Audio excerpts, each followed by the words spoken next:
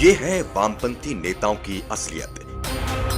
ये है CPI, CPM और वामपंथी इतिहासकारों का वो कड़वा सच जिसका नुकसान देश को कई बार उठाना पड़ा है। भारत को जितना नुकसान बाहरी ताकतों से हुआ है, उतना ही वामपंथी दलों से भी हुआ है। देश की स्वतंत्रता से पहले ही कम्युनिस्ट पार्टी राष्ट्र प्रेम विरोधी रही है। सीपीआई ने ब्रिटिश शासन का समर्थन करने के लिए भारत छोड़ो आंदोलन का विरोध किया था। राष्ट्रनायक नेताजी सुभाष चंद्र बोस का अपमान भी वामपंथी लगातार करते रहे। वामपंथी नेताजी के अपमानजनक कार्टून अपने मुखपत्रों में छापते थे।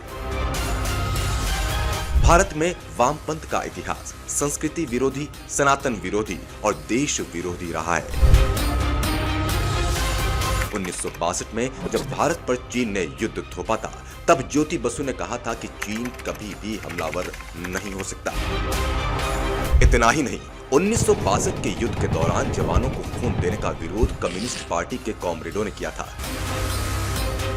देश विरोधियों का साथ हमेशा से कम्युनिस्ट पार्टियों ने दिया है, फिर चाहे वो सीपीएम नेता प्रकाश करात का कश्मीर में पत्थरबाजों का समर्थन करना हो, या कश्मीर में अलगाववादियों के साथ सीताराम येचुरी का मुलाकात कर उनका पक्ष रखना हो, चीन का खुलकर समर्थन करना हो, या चीन की सत्ताधारी चाइनीज कम्युनिस्ट पार्टी सीसीपी के 100 साल पूरे होने के जश्न में भारत की वामपंथी पार्टियों के नेताओं का शामिल होना हो, सीपीआई का इमरजेंसी को सही ठहराना हो। वाम दलों ने हमेशा ही राष्ट्र विरोधी गतिविधियों का खुलकर समर्थन किया है।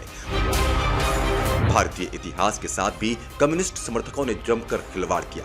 वामपंथी इतिहासकारों ने भारत को बांटने और भारतीयों के स्वाभिमान को तोड़ने वाला इतिहास लिखा। उन्होंने ऐसा इतिहास लिखा जिसमें भारतीय संस्कृति, भारत के पुरातन वैभव को खत्म करने की कोशिश की गई थी। देश को गुमराह करने के लिए भारतीयों को झूठ परोसा गया। सीपीआई, सीपीएम ने सत्ता के लिए हिंसा तक का सहारा लिया। वाम दलों को लोकतंत्र से ज्यादा भरोसा हिंसा तंत्र पर रहा। सत्ता के लिए सीपीआई ने हिंसा का जो खेल केरल में शुरू किया था, उसे आज भी सीपीआई, सीपीएम ने जारी रखा हुआ है। पश्चिम बंगाल में भी सीपीएम का रक्त चरित्र देखने को मिलता है। सालों से पश्चिम बंगाल की धरती चुनावी हिंसा से रक्त रंजित रही है।